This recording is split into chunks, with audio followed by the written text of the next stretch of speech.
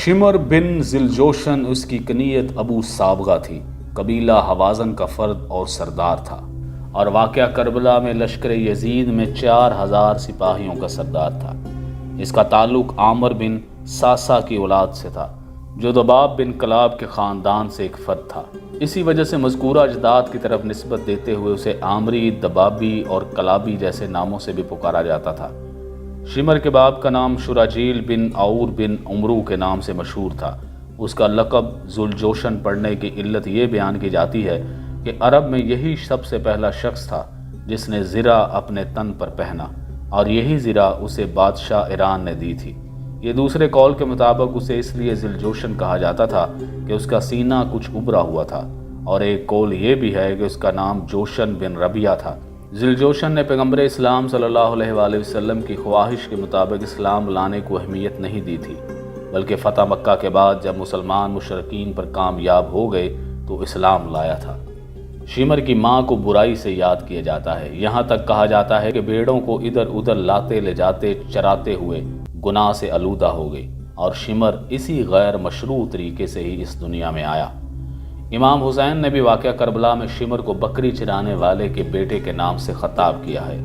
شمر بن ذیلجوشن ابتدا میں تو امیر المومنین کا طرفدار تھا، اس نے جنگ صفین میں ان حضرت کی مدد کی تھی، اور ادہم بن محرز باہلی شامی سپاہی کے ساتھ لڑائی میں اس کا چہرہ شدت سے مجروح ہوا، لیکن بعد میں حضرت علی کی طرف سے منہ پھیر لیا، اور علی اور آپ کے خاندان کا کینہ اپنے دل میں پروان چڑھا کر دشمن بن گیا۔ شمر نے حجر بن عدی، جو پیغمبر صلی اللہ علیہ وآلہ وسلم کے صحابی اور امیر المومنین کے خاص انصار تھے، ان کی گرفتاری کے وقت جو سن 51 ہجری میں عمل میں آئی، تو یہی شمر ان لوگوں میں سے تھا جس نے زیاد بن ابیہ یا سمیہ کے پاس جھوٹی گواہی دی تھی کہ حجر مرتد ہو گئے ہیں اور شہر کو آشوب کی طرف لے جا رہے ہیں۔ کربلا میں بھی یہی شمر شہادت امام حسین کا سبب اور قاتل بنا۔ چونکہ مسلم بن عقیل سن 60 ہجری میں کوفہ میں قیام کیا، تو یہی ان لوگوں میں سے ایک اہم فرد تھا کہ جسے حاکم کوفہ عبید اللہ بن زیاد کی طرف سے مامور کیا گیا کہ لوگوں کو جناب مسلم کی اطراف سے دور کرے۔ اسی نے جناب مسلم کی باتوں کو فتنہ گری کا نام دیا اور کوفیوں کو شام کے سپاہیوں سے ڈرایا۔ جب امام حسین کربلا پہنچے تو سعد کے بیٹے عمر، جو کوفہ کے لشکر کا کمانڈر تھا، جو جنگ و خون سے بچنے کا ارادہ رکھتا تھا اور مسالمت امیز حل کی راہ پر چل ہی رہے تھے، لیکن شمر کو ایسا لگا کہ ابن زیاد بھی ابن سعد کے ارادے سے موافق ہے، لہذا اس نے امام کے ساتھ جنگ کے لیے ابھارا۔ شمر قبیلے کی روایت اور جاہلیت کی رشتہ داری کی حفاظت کی خاطر، یہاں تک کہ ام البنین کے فرزندوں ابو الفضل عباس نیز ان کے 3 دیگر بھائیوں کی مادر گرامی کے قبیلے سے تعلق رکھتا تھا۔ اسی بنا پر شمر نے ابن زیاد سے جناب عباس اور ان کے دیگر بھائیوں کے لیے امان نامہ حاصل کیا، لیکن اولاد ام البنین نے ہرگز اسے قبول نہیں کیا، بلکہ اس پر اور اس کے امان نامے پر لعنت بھیجا تھا،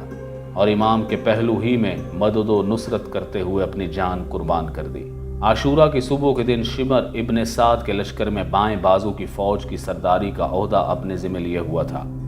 جب عبداللہ بن عمیر قلبی شہادت کو پہنچے تو اسی شمر نے اپنے غلام رستم کو حکم دیا کہ وہ ایک نیزے سے زوجہ عبداللہ، جو ان کے سرحانے تشریف فرما تھی، انہیں قتل کر دے۔ نتیجے میں پہلی خاتون کربلا میں درجہ شہادت کو پہنچی۔ عصر عاشورہ میں اور شہادت امام حسین سے قبل شمر نے ارادہ کیا کہ جس خیام کے اندر امام کا ساز و سامان اور ان حضرت کے اہل حرم تھے، انہی خیمے پر حملہ آور ہو کر انہیں تاراج کر دے، لیکن امام نے اسے اس کام سے سختی سے روکا اور شمر واپس پلٹ گیا۔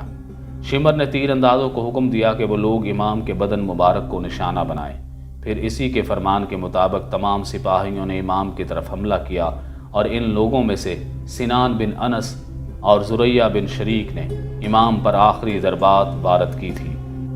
بعد روایت میں نقل ہوا ہے کہ شمر امام کے سینہ مبارک پر بیٹھا تھا اور ان حضرت کا سر مبارک پس گردن سے جدا کیا تھا۔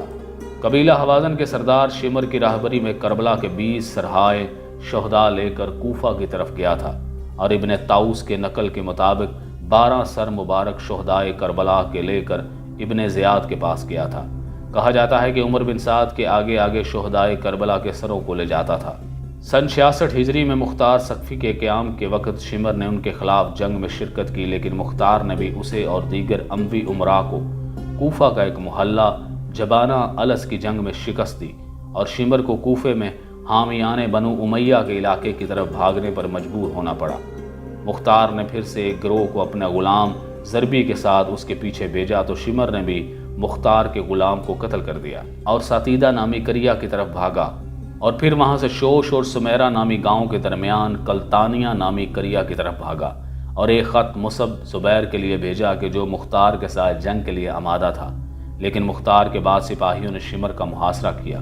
اور ایسے حالات میں بھی اس کے ساتھی فرار ہو گئے تھے، نیز اسے واصل جہنم کیا اور اس کا سر مختار کے پاس بھیج دیا۔ اس کے منحوس بدن کو کتوں کے سامنے ڈال دیا گیا تھا۔ ادھر مختار نے بھی شمر کے سر کو محمد بن حنفیہ کی خدمت میں روانہ کر دیا۔ امام حسین علیہ السلام نے روز عاشوراء شمر سے کہا، رسول خدا صلی اللہ علیہ وآلہ وسلم نے سچ فرمایا کہ گویا مجھے سفید و سیاہ کتا نظر آ رہا ہے کہ میری اہل بیت کا خون پی رہا ہے۔ شمر من جملہ ان افراد میں سے تھا کہ جسے حاکم کوفہ عبید اللہ بن زیاد کوفہ کے لوگوں کو حسین بن علی کے سفیر مسلم بن عقیل کے اطراف سے دور کرنے کے لیے دارالامارہ کے اوپر بھیجا تھا۔ جس وقت کوفہ کے لشکر کا کمانڈر عمر بن سعد نے حاکم کوفہ کو ایک خط لکھا کہ حسین بن علی آمادہ ہو گئے ہیں، یا تو واپس چلے جائیں یا اس کی بیعت کر لیں، تو حاکم کوفہ عبداللہ بن زیاد نے مشورہ دیا اسے قبول کر لینا چاہیے، لیکن جس وقت شمر اس خط کے مضمون سے مطلع ہوا تو فوراً اسے منع کر دیا اور مزید کہا کہ اگر حسین بن علی تمہاری اطاعت نہیں کرتے اور پلٹ جاتے ہیں تو بعد میں اور مزید طاقتور ہو جائیں گے، بس بہتر ہے کہ انہیں چھوڑا نہ جائے کہ وہ پلٹ کر واپس چلے جائیں اور موقع کی تلاش میں رہیں۔ عبید اللہ نے بھی شمر کے مشورے کو قبول کر لیا اور اسے 4000 سپاہیوں کا سردار بنا کر نیز ایک خط اسی کے ہمراہ کربلا میں کوفہ کی فوج کے کمانڈر عمر بن سعد کی طرف روانہ کیا تاکہ امام حسین سے مطالبہ کرے کہ یا تو بیعت کر کے سر تسلیم خم کر دیں یا پھر جنگ کے لیے تیار ہو جائیں، اور اسی خط میں آخری سطر پر بطور ضمیمہ اسی شمر کی بات کو لکھا گیا تھا، اے عمر سعد، اگر یہ کام تم انجام نہیں دے سکتے تو ہمارے لشکر سے کنارہ کشی اختیار کرو اور لشکر کی کمار شمر بن ذیلجوشن کے سپرد کر دو۔ محرم کی 10ویں تاریخ کے دن کی آخری گھڑیاں، جس میں حسین بن علی علیہ السلام کے سر اقدس اور جسم مبارک پر بہت زیادہ زخم لگے ہوئے تھے، شمر نے اپنے کند و برہنہ خنجر کے ساتھ امام حسین علیہ السلام کے سر مبارک پر بیٹھا اور ان حضرت کے سر اطہر کو تن نازنین سے جدا کر دیا۔ کربلا کے واقعہ حائلہ کے بعد شمر مختار کے چنگل سے نکل بھاگا، لیکن مختار نے بھی حکم دیا کہ وہ جہاں کہیں بھی گیا ہے اسے تلاش کریں اور اس کے اعمال کی سزا تک پہنچ جائیں۔ کوفہ کی شورش کے معاجرے میں شمر نے مختار کے خلاف بغاوت میں اصلی کردار ادا کرنے والوں میں سے ایک تھا۔ نتیجے میں مختار کا ایک غلام اس کے تعاقب میں گیا، لیکن شمر کے غلام نے اسے قتل کر دیا اور بعد میں دوسرے کریا کی طرف فرار کر گیا اور پھر وہاں سے بھی کلتانیہ نامی کریا کی طرف چلا گیا، یہاں تک کہ مختار کے سپاہیوں نے اس کا محاصرہ کر لیا۔ شمر کو گرفتار کیا گیا اور مختار کے پاس لائے۔ مختار نے حکم دیا کہ اس کی گردن اڑا دیں اور اس کے جسد کو ایک کھولتے ہوئے تیل کی دیگ میں ڈال دے، اور مختار کے ساتھیوں میں سے ایک نے اپنے پیر سے شمر کے سر کو کچلا تھا۔ عبد الرحمن بن عبد کہتا ہے کہ میں نے ہی شمر کو ہلاک کیا تھا۔ مختار کی نگاہ جیسے ہی شمر کے سر بریدہ پر پڑی، سجدہ شکر بجا لائے اور حکم دیا کہ سر کو نیزے پر بلند کیا جائے اور شہر کی جامع مسجد کے سامنے لوگوں کے درس عبرت کے لیے قرار دیا جائے۔ ایک اور قول بھی اس سے ملتا جلتا تاریخ میں درج ہے۔ ابو عمرہ نے شمر کو گرفتار کیا اور مختار کے پاس لایا۔ مختار سقفی نے اس کے سر کو بدن سے جدا کیا اور اس کے بدن کو کھولتے ہوئے روغن کی ایک دیگ میں ڈالا۔ مختار کے ساتھیوں نے اس کے سر کو پیروں سے کچلا اور پھر اس کا سر محمد بن حنفیہ کے پاس بھیجا تاکہ ان کی تسکین کا سبب بن جائے۔ شیخ توسی بھی اپنی کتاب امالی میں شمر کی سزائے موت کے سلسلے میں تحریر کیا ہے۔ ابو عمرہ ایک گروہ کے ساتھ شمر کے تعاقب میں گیا اور ایک مسلحانہ جھڑپ میں اسے زخمی کیا، پھر قیدی بنا لیا۔ مختار کے پاس اسے لایا گیا۔ مختار نے حکم دیا کہ اس کی گردن اڑا دی جائے اور اس کے جسد کو ایک تیل کے کھولتے ہوئے دیگ میں ڈالا گیا تھا، اور مختار کے ساتھیوں میں سے ایک نے شمر کے سر کو اپنے پاؤں تلے کچل ڈالا بھی تھا۔